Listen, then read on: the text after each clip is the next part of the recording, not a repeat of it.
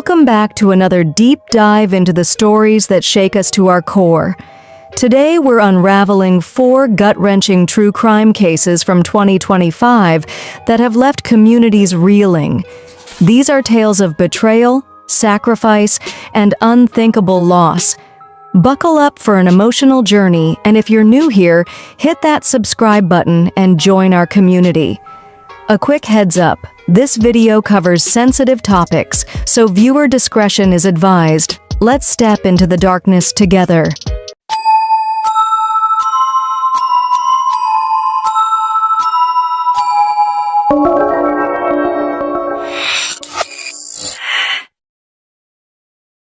Story 1. Our first story unfolds in Ridgewood, Queens, on a seemingly ordinary Saturday evening. Ernesto Cruz, a 54-year-old father, was on a FaceTime call with his nephew, chatting casually, or so it seemed. But in a chilling turn, Cruz allegedly picked up a kitchen knife and turned it on his own family. His wife, Ana Pilatagsi Moposita, 41, was stabbed 18 times in her neck and chest, her life stolen in a frenzy of violence. Even more heartbreaking, their 2-year-old daughter, Ana Liz Cruz, suffered 9 stab wounds, her tiny body unable to withstand the attack. The brutality unfolded on Forest Avenue near Menahan Street, a place where neighbors once saw a family, not a crime scene. Police charged Cruz with 2 counts of murder and criminal possession of a weapon. As the nephew watched in horror through the phone screen, what could have driven Cruz to this point? Was it a sudden snap or a deeper unraveling? The community of Ridgewood is left grappling with grief, searching for answers that may never come. Story 2. Just weeks earlier, another Queens tragedy painted a portrait of courage amid terror. Chanel Ramsey, a 45-year-old mother, was walking with her 21-year-old daughter when her estranged husband, Odwin Keynes, 62, allegedly set a deadly plan in motion. Earlier that June 23rd afternoon, Keynes sent Chanel a chilling text, a photo of her car's passenger window shattered by a brick he'd thrown. It was a warning, a prelude to the horror to come. Around 3 p.m., as Chanel and her daughter strolled down the street, Keynes approached, his intentions clear. He pulled out a weapon, and the mother and daughter ran, their hearts pounding as they sought safety behind a parked car. But Keynes closed in, firing his weapon.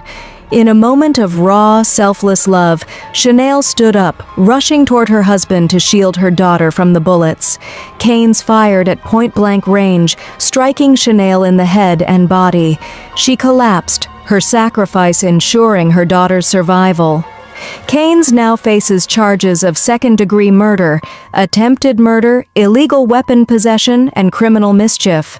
Chanel's bravery is a testament to a mother's love, but her loss leaves a void that words can't fill. Story 3. Next, we travel to Utah, where a family's bond turned into a conspiracy of betrayal. Kathryn Restelli, estranged from her husband Matthew, orchestrated a chilling plan with her brother, Kevin Ellis, and their mother, Tracy Marie Grist. Last July, Kathryn lured Matthew to her mother's home under false pretenses, a place where he should have felt safe. Instead, Kevin allegedly lay in wait, ambushing Matthew and shooting him dead. The cold calculation of it all is staggering. A wife, a brother, a mother, united not by love, but by a plot to kill. Kathryn recently pleaded guilty to murder and conspiracy, her confession laying bare the depths of their scheme. Kevin and Tracy face their own jury trials in January 2026, where more details of this family's fracture will unravel. What drove them to this point? Was it greed, revenge, or something deeper? Matthew's loved ones are left to pick up the pieces, haunted by the question of why. Story 4. Our final story takes us to El Portal, Florida, where a pediatrician's life unraveled in a way no one saw coming. Dr. Neha Gupta, 36, called 911 on June 27th, her voice frantic, claiming her 4-year-old daughter, Arya Talati, was drowning in a pool at a short-term rental home. Responders raced to the scene on NW 90th Street, finding Arya unresponsive in the water. Despite their efforts, she was pronounced dead at the hospital. But the autopsy revealed a chilling truth. There was no water in Arya's lungs, a hallmark of drowning. Instead, doctors found cuts in her mouth and bruises on her cheeks, signs of violence that pointed to murder. Police allege Gupta staged the drowning to cover up her daughter's death. On July 1st, Oklahoma City police, alongside U.S. Marshals, stormed Gupta's home after she refused to answer their calls. Body cam footage captures the tension. Officers with guns drawn, shouting her name, until they find her hiding in a laundry room closet. She's forced to her knees, handcuffed and extradited to Miami-Dade County, where she faces first-degree murder charges. Gupta, now held without bond, pleads not guilty. Her attorney, Richard L. Cooper, insists she was a grieving mother, hiding out of fear of a break-in and on the phone with 911 during her arrest. He calls the police response extremely violent and the arrest warrant flimsy. Amid a bitter divorce and custody battle, Gupta's life as a respected pediatrician hangs in the balance. But the evidence, those bruises, those cuts, tells a story that's hard to ignore. These stories hit us hard because they're not just headlines, they're lives torn apart. These cases remind us how fragile life can be and how love, anger, or desperation can lead to choices that change everything. If this video moved you, give it a like, subscribe, and hit the bell for more true crime stories that matter.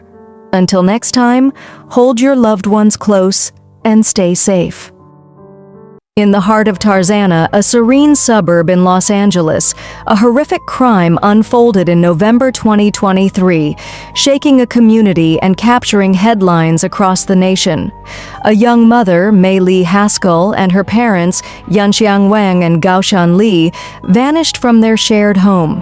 What followed was a chilling discovery that revealed a gruesome tragedy and a mystery that remains partially unsolved. This is the story of a family torn apart, a prominent Hollywood legacy, and a man whose actions defied comprehension. Join us as we dive into this tragic case and uncover recent developments that further cement this case as a mystery that may never fully be unraveled. Let's begin.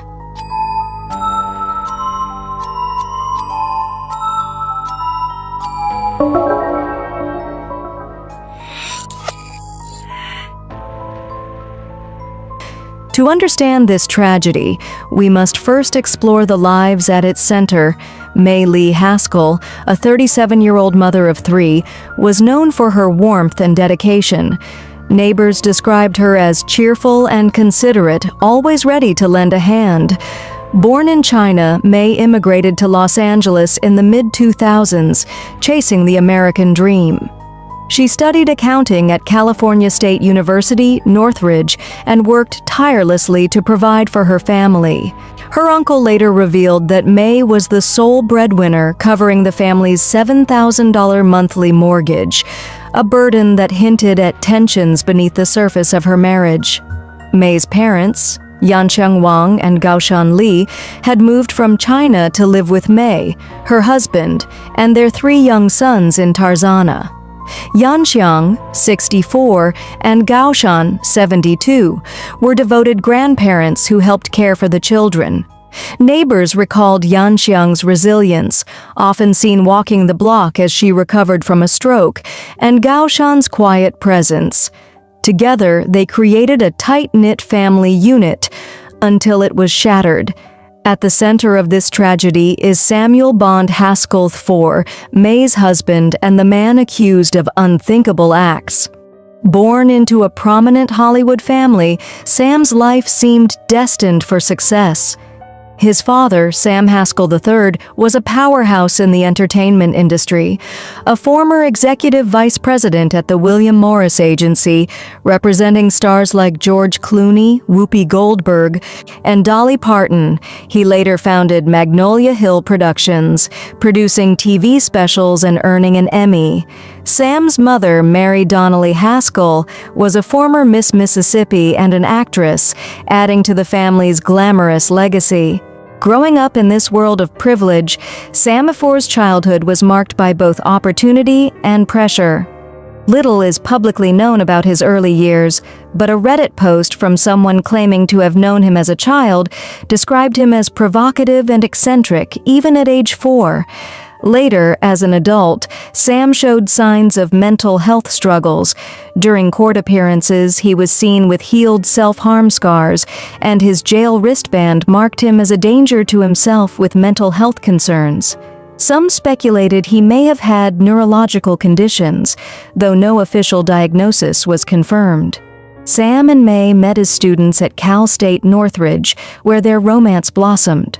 May, then a young woman balancing studies and work as a waitress, became pregnant during college, and the couple married soon after. They welcomed 3 sons, Sam, James, and William, and settled into a sprawling 6-bedroom home in Tarzana in 2020. To outsiders, they appeared to have a stable family life, but friends later revealed cracks in the facade. May confided to close friends that she had wanted a divorce for years, fearing Sam's behavior and his influential father's potential to sway custody battles. The events of November 2023 began to unravel on November 6th, when May, Yanqiang, and Gaoshan were last seen alive. The next day, Sam allegedly hired 4 day laborers to remove heavy black plastic bags from his home, claiming they contained rocks and Halloween decorations. The workers, paid $500, soon realized the bags felt soft and soggy, like meat. When they opened one and saw what appeared to be human remains, they returned the bags to Sam's home and alerted the police. But by the time officers arrived, the bags were gone. That same afternoon, security cameras captured Sam driving May's Tesla to a strip mall in Encino, 5 miles from their home.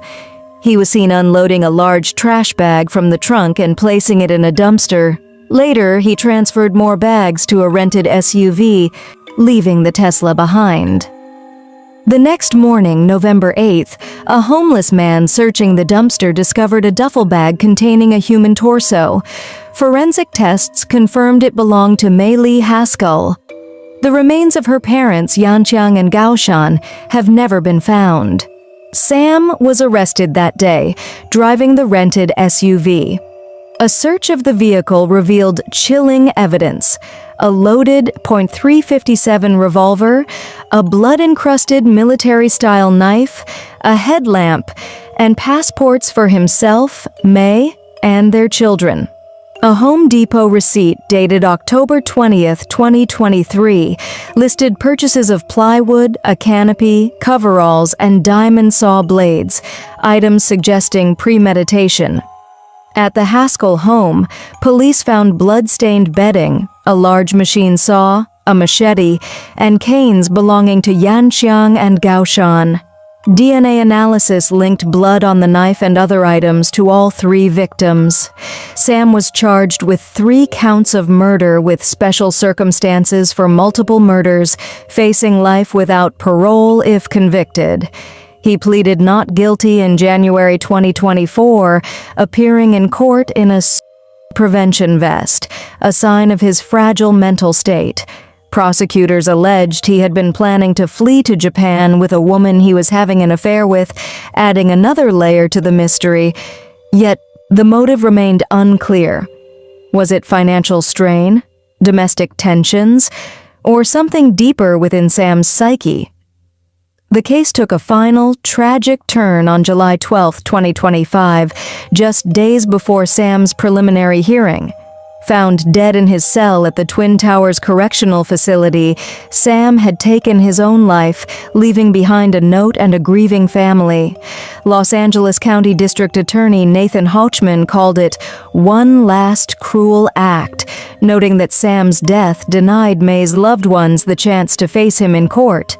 The Haskell family's attorney expressed their grief, emphasizing Sam's fear of the media spectacle and its impact on his 3 young sons, now in the care of relatives. The deaths of Mei Lee Haskell, Yanxiang Wang, and Gaoshan Li remain a haunting mystery.